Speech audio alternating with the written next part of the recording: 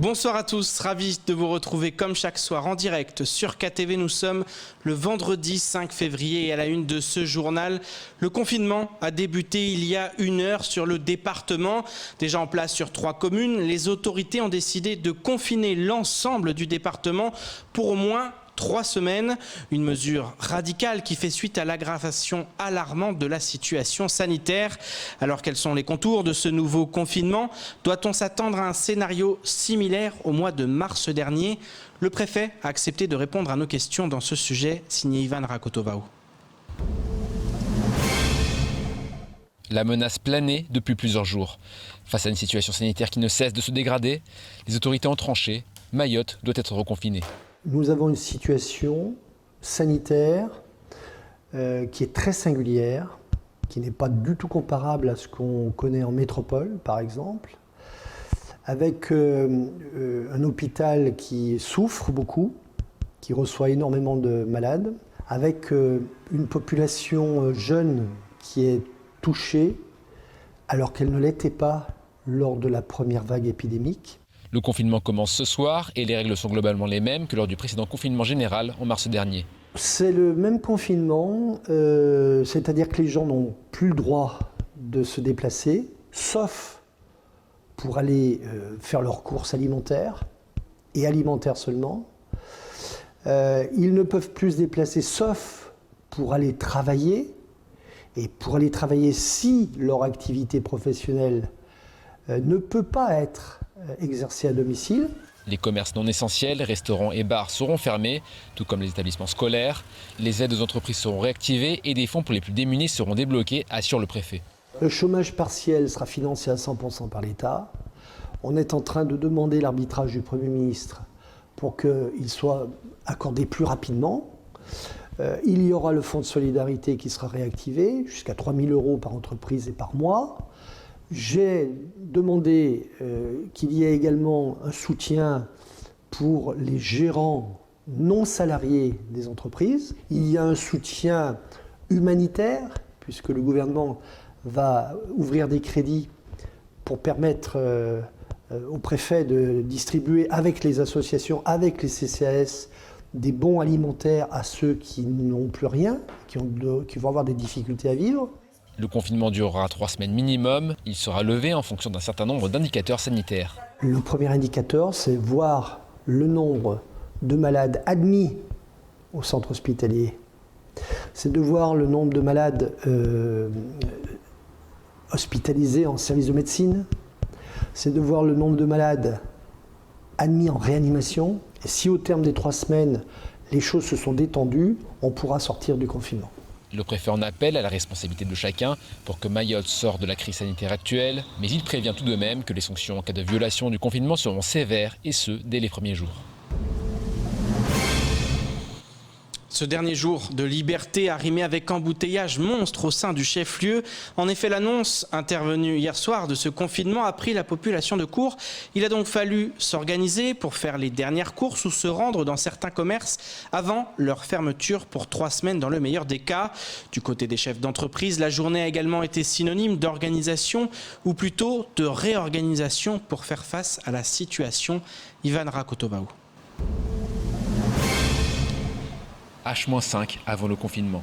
À Mamoudzou, certains profitent de leur dernier moment de liberté, comme M. Alaoui, à la terrasse de ce restaurant. Voilà, on prend un petit café, c'est très sympa avec les collègues. Et puis voilà, avant qu'on rentre dans le vif du sujet, ça nous protège, nous tous, la population. Mais une mauvaise chose parce qu'on le sent, qu'il y a une partie de la population qui va respecter donc ce confinement. Il y a une autre partie qui fera comme d'habitude, qui ne va pas respecter les consignes. Patricia, elle, respectera bien les consignes. Prévoyante, elle s'est assurée de faire des provisions pour les prochains jours. J'ai acheté les saucisses, les poissons et les frites. Bon, c'est pour les prévisions là, j'ai trouvé ça, les petits trucs, pour en attendant. Parce que là, les magasins sont vides, la plupart, les choses sont toutes presque finies. On ne sait jamais quand est-ce que ça durer combien de temps, tout ça, voilà. Les magasins alimentaires resteront tout de même ouverts pendant le confinement. Les commerces non essentiels, eux, seront fermés, tout comme les restaurants. Déjà durement touchés par le couvre-feu, certains restaurateurs n'ont pas d'autre choix que de s'adapter, comme Issouf qui mise sur les livraisons de nourriture à domicile.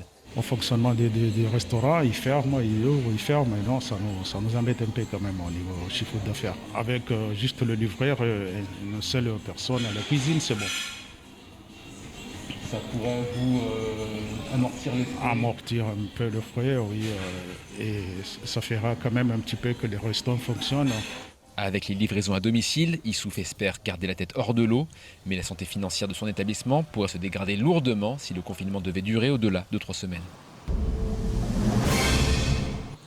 Et ce confinement implique donc la fermeture des écoles de Lille. Ce vendredi était donc le dernier jour de cours avant 5 semaines entre vacances et confinement. Comme souvent, la situation a dégénéré du côté du lycée de Kahani. Alors que les personnels de ce lycée et de celui de Dzoumogni étaient en droit de retrait, de nouveaux heurts sont intervenus. Les violences se sont poursuivies de façon épisodique jusque tard dans l'après-midi. Pour les personnels de Kahani comme du lycée de Dzoumogni, le ras-le-bol est à son comble. Le récit avec Jaïdi Maolida. Après les violents événements qu'ont connus les lycées de Kahani et de Dzoumogni cette semaine, les personnels de ces deux établissements ont voulu marquer le coup aujourd'hui en exerçant ensemble leur droit de retrait. Au terme de plusieurs assemblées, la direction du lycée de Kahani avait jugé ce droit de retrait illégitime, une décision inconcevable pour le personnel enseignant. Des collègues effectivement d'autres établissements nous ont contactés pour nous soutenir. Aujourd'hui, nous avons effectivement des enseignants effectivement de Dzoumogni qui se joignent à notre mouvement. Nous insistons sur le caractère effectivement imminent du danger grave auquel nous encourons tous. Nous insistons sur effectivement le fait que cet exercice de droit de retrait est totalement légitime. Il n'est pas normal que les élèves aient peur, que les professeurs aient peur, d'autres collègues aient peur pour aller soit à l'école ou soit effectivement sur leur lieu de travail. Les personnels enseignants du lycée de Dzoumogni ne pouvaient que se montrer solidaires après la journée de terreur à laquelle ils ont dû faire face mercredi dernier. Tout était parti du caillassage d'un bus scolaire suite à une bagarre la veille. Et pour Patrick de Dieu, ce nouvel épisode de violence aurait pu largement être évité. Un groupe, on sait lesquels là maintenant a priori, un groupe a décidé que le lendemain il y avait vengeance. On avait demandé au rectorat que dès qu'il y a ce genre de situation, il faut évacuer le lycée dès que possible. Donc le proviseur l'a demandé plusieurs fois, il semblerait. Le cabinet du recteur l'a refusé. On aurait limité bien des problèmes si on avait respecté ce que les gens qui sont sur le terrain disent. Ce qu'on dit depuis le début. Il y a des gens qui sont sur le terrain, qui ont un avis sur la question, qui le vivent tous les jours, qu'on les écoute. En début d'après-midi, la délinquance a encore frappé. Le lycée Gustave Eiffel et des bus scolaires ont été une nouvelle fois la cible de caillassage. Il a fallu en urgence évacuer les élèves sous haute protection, une situation qui ne surprend plus du côté des chauffeurs de bus. J'ai vu des bandes de jeunes qui sont en cours de route, on a croisé entre Kombani et Dzoumogni, mais bon, nous on n'est plus surpris de la situation. On attend juste les bus pour évacuer les élèves. Une réunion a débuté en début d'après-midi au rectorat en présence des enseignants afin de trouver une solution de sortie de crise. Il reste dans le meilleur des cas 5 semaines avant la reprise des cours. Le compte à rebours est lancé. Avant ces événements, le chef de file de l'éducation était sur notre plateau ce matin afin d'évoquer ces 3 semaines de fermeture d'établissements. Comme lors du premier confinement, le rectorat est contraint d'actionner tous les leviers à sa disposition pour éviter les décrochages scolaires. Cours à distance, polycopiés, entretiens téléphoniques, mais également émissions à la télévision vont reprendre. En effet, les retards s'accumulent depuis des mois et il convient de limiter la casse. Au montage, Leslie Vumenet. Le recteur n'était pas favorable à une fermeture des écoles en l'instar du ministre de l'Éducation nationale. Gilles Albou en comprend néanmoins l'impérieuse nécessité à Mayotte, même si cette période risque de rimer avec décrochage scolaire. On le voit, après chaque vacances, certains élèves ont commencé à décrocher pendant les vacances.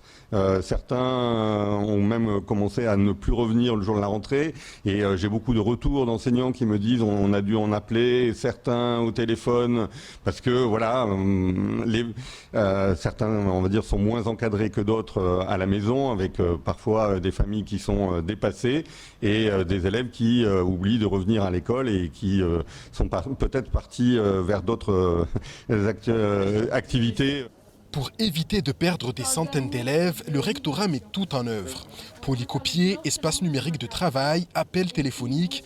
L'expérience du premier confinement permet d'appréhender ces 3 semaines qui ne doivent pas être synonymes de rupture entre enfants et corps enseignants. Il faut qu'on trouve tous les moyens pour garder ce contact. Ceux qui ont Internet, ce sera évidemment plus facile que ceux qui ne l'ont pas. Échanger les numéros de téléphone, se donner des rendez-vous aussi. Je pense dans le premier degré, si on a recours aux pochettes papier à distribuer régulièrement, là aussi pour maintenir le lien avec les familles. Organiser des rotations pour qu'il n'y ait pas d'attroupement. Du précédent confinement, on va aussi tirer les enseignements. Vous vous souvenez qu'au départ, on a commencé des distributions, et puis ici ou là, il y avait, on va dire, beaucoup de parents qui venaient à la fois, et puis très vite, on a étalé les rendez-vous, et le lien s'est maintenu avec les familles, aussi avec cette distribution des pochettes papier. Donc tout ceci va être organisé, et ce lien va être maintenu pendant 3 semaines. Si la période s'annonce compliquée pour les élèves, elle le sera sans aucun doute aussi pour les parents. Le rectorat assure cependant avoir tout prévu et va ouvrir des lignes téléphoniques permettant de fournir des informations à tous ceux qui le souhaitent. Il y aura aussi des numéros d'appel dans les établissements, et c'est très important que nous communiquions le plus rapidement possible, et je compte sur vous aussi pour relayer ces informations, pour que les familles qui parfois peuvent être perdues et parfois recherchent l'information, qu'elles aient un certain nombre de numéros très simples à appeler pour qui a un problème de connexion, qui une information sur le jour de distribution des pochettes papier, et puisse avoir à tout moment une réponse à ces questionnements. Tout ça sera mis en place dans le week-end, et on compte sur vos antennes pour là aussi relayer ces numéros, on va dire, d'urgence, et qui, j'espère, sauront répondre aux petites angoisses et aux grosses angoisses des familles. Dès lundi, l'émission Coezy School reprend de 10h à midi du lundi au vendredi. En effet, médias, parents, corps enseignants, enfants, tout le monde a son rôle à jouer pour limiter les conséquences négatives de ce second confinement. Et ce matin, nous recevions également le directeur de l'INSEE. Ce dernier est revenu sur le recensement qui fait beaucoup parler depuis mercredi. L'occasion d'expliquer à la population comment l'Institut va solliciter les familles de Lille afin qu'elles se recensent. Cette année, la méthode évolue avec notamment la montée en puissance du numérique à Mayotte. Je vous propose d'écouter Aurélien Daubert au micro de Léonard Audier. C'est un processus alors qui est un peu plus moderne, je dirais, que le recensement qui était en vigueur à Mayotte jusqu'à 2017. Vous avez d'abord l'agent recenseur qui va déposer votre boîte aux lettres, si vous avez une boîte aux lettres bien claire devant votre case ou votre villa, ou sinon vous le déposez sous la porte ou vous le déposez. Dessus, il y a des codes d'identification pour tous ceux qui peuvent. Vraiment, on conseille, on demande, ça facilite le travail de tout le monde, et d'autant plus avec une épidémie. Eh bien, si vous pouvez, répondre par Internet. Sinon, l'agent recenseur va vous remettre des bulletins, une feuille par logement comme ça, et une feuille par personne, un bulletin individuel comme ça. Vous le remplissez. Ensuite, l'agent recenseur viendra le récupérer. Alors, ne vous rapprochez pas de lui, vous le posez quelque part et il les récupère. Il porte son masque, si vous pouvez porter un masque aussi, bien sûr.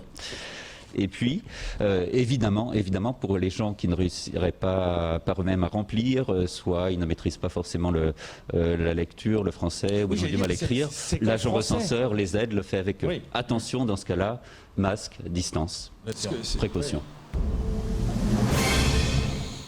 Place maintenant au reste de l'actualité locale avec notamment la France Insoumise qui lance une enquête sur la gestion de l'eau potable en France ou encore la mise en service du câble sous-marin Métis.